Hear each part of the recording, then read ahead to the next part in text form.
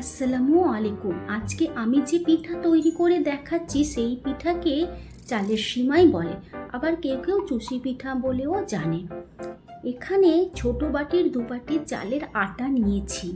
এটা বাজারের কেনা আটা। একটা কড়াইতে পরিমাণ মতো পানি, নুন, 1 চামচ রিফাইন তেল দিয়ে পানি ফোটা পর্যন্ত অপেক্ষা করব। পানি ফুটে এসেছে।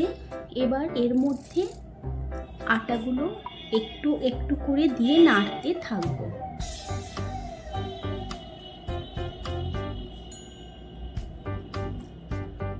আটাগুলো একটু একটু করে নেড়ে একটা আটার ডো তৈরি করব।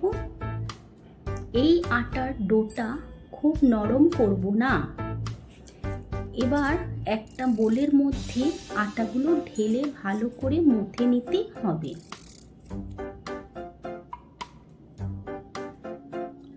আটা এখন খুব গরম, হাত দেওয়া যাচ্ছে না। এদিকে দুধ গরম করতে দেওয়া ছিল। এখানে গরুর দুধ নেওয়া হয়েছে 750 গ্রাম। দুধ ফুটিয়ে ঘন করে নিয়েছি। গোটা গরম মশলা দিয়ে দুধ ফোটাতে থাকবো। এতক্ষণে আটা একটু ঠান্ডা হয়েছে। এবার ভালো করে হাত দিয়ে মুঠে নেব।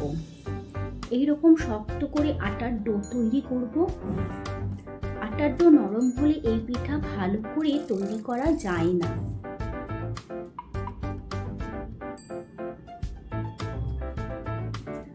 এখানে একটা খেজুরের গুড়ের ঢেলা বাজারে যেমন বিক্রি হয়, সেই গুড়টাকে আমি গরম পানি দিয়ে ফুটিয়ে নিয়ে ভালো করে গলিয়ে ছেঁকে দিলাম।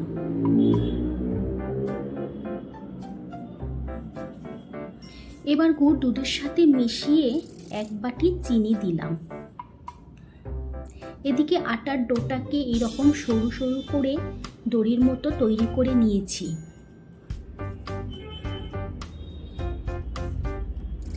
এবার এখান থেকে হাত দিয়ে আটাগুলো ছোট ছোট করে কেটে নেব। চাইলে তোমরা ছুরি দিয়েও কেটে নিতে পারো, তবে যার যেটা সুবিধা হবে সে সেটাই করবে।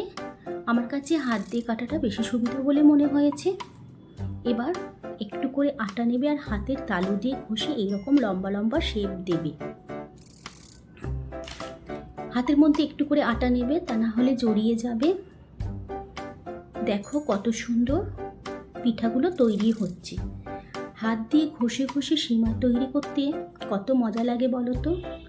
একইভাবে সবগুলো পিঠা তৈরি করে নিলাম।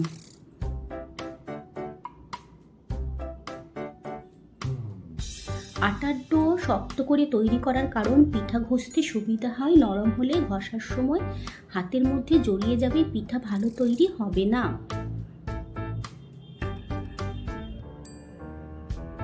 2 বাটি আটা দিয়ে এতগুলো পিঠা তৈরি হয়েছে। এবার ফুটন্ত দুধের মধ্যে কিছুটা সিমাই দিয়ে দেব।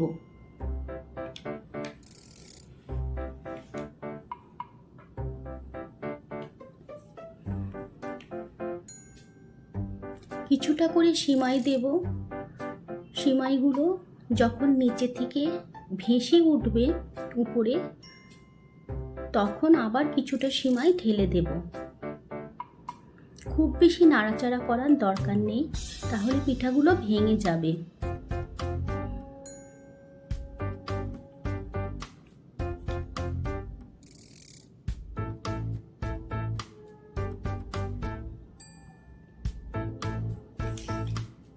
দেখো আমি প্রথমে কিছুটা দিয়েছিলাম, আবার কিছুটা দিলাম। আর একসাথে ধপাস করে ঢেলে দেবে না, তাহলে সবগুলো পিঠা একসাথে দলা পাকিয়ে নিচে জমে যাবে। এবার 15 মিনিট মিডিয়াম ফ্লেমে ফুটিয়ে নিলে পিঠা তৈরি রেডি। কত সুন্দর পিঠা তৈরি হয়েছে দেখো। গুড়ের জন্য কালারটা কত সুন্দর হয়েছে। এত সুন্দর গুড়ের কালার এসেছে। পিঠা আমি তোমাদের একটু চামচে করে তুলে দেখাচ্ছি। একটার সাথে একটা গায়ে লেগে নেই, সবগুলো পিঠা আলাদা আলাদা হয়ে আছে। পিঠা তৈরির রেসিপি যদি ভালো লাগে তাহলে লাইক, শেয়ার, কমেন্ট করবে। আর আমার চ্যানেলে নতুন হলে সাবস্ক্রাইব করতে ভুলো না। আর পাশে থাকা বেল আইকনটি ক্লিক করে দেবে, যাতে আমার নিয়মিত ভিডিও আসলে তোমাদের কাছে নোটিফিকেশন যায়। আল্লাহ হাফেজ।